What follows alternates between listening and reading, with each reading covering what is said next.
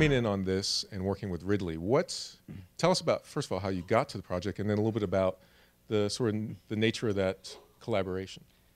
I had been working on Lost for 6 years, and during that time, television is an all-consuming job. We did 121 hours of that show over the course of 6 years, and the only other movie project that I did was I produced the first Star Trek film, which was great because we kind of did it TV style, and JJ and myself, Alex Kurtzman and Bob Orsi, who wrote the script, all sort of collaborated between the second and third seasons of Lost, and then the writer's strike happened right around the time that we went into production, so I was able to be on that set and was really proud of that film, but didn't write it. And then CAA kept calling and saying, like, we have, you know, this great opportunity, and I was like, I don't even want to know about it. Don't tell me what it is. So Lost ended in May of 2010, and then I went to Italy to reintroduce myself to my family, who I hadn't seen.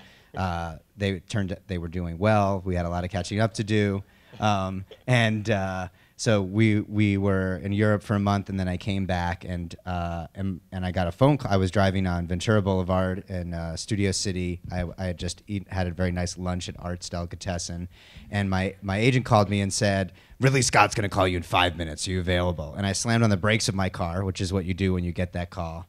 And I pulled over, and 5 minutes later, Ridley called me, and I just answered my phone, and there was no pomp or circumstance. There was no assistant saying, I have Ridley Scott for you.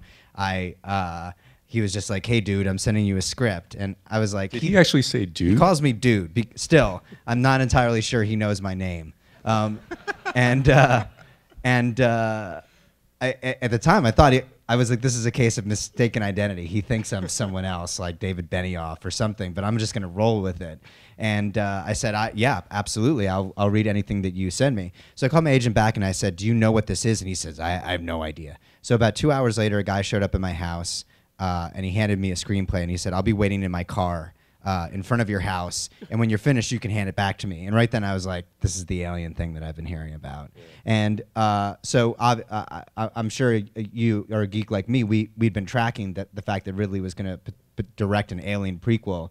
For a couple of years, it was on my radar when I got that screenplay. And sure enough, the script was written by John Spates, who I share a writing credit with on the movie. I befriended over the process. I thought the script was great, but it was a very... dyed-in-the-wool prequel. So there's eggs, there's face huggers, there's chest bursters, there's xenomorphs with acid for blood. By page like 35, like that's what it is. It just happens to take place before Alien. But there was this other amazing original idea in the movie that I thought that basically sort of gave a thematic weight to the franchise, which had traditionally either been a horror movie or an action movie or God knows what after that. And so the idea that all of this sort of got kick-started by mankind's desire to sort of figure out what its origins were. I was like, oh, here's another question that I don't ever have to answer. It drew me in immediately, and but there was a real thematic weight to it, and I don't know how I got on Ridley's radar, but I sent out an email that night basically saying, I think that you can strip away a lot of this stuff that is alien-y and just sort of change the balance of the script so that it's not 70% alien, 30% new idea, and flip it. So it's 70-30 the other way. And you know, if you'll have me, it'll be the greatest opportunity of my career. And I came in the next morning, and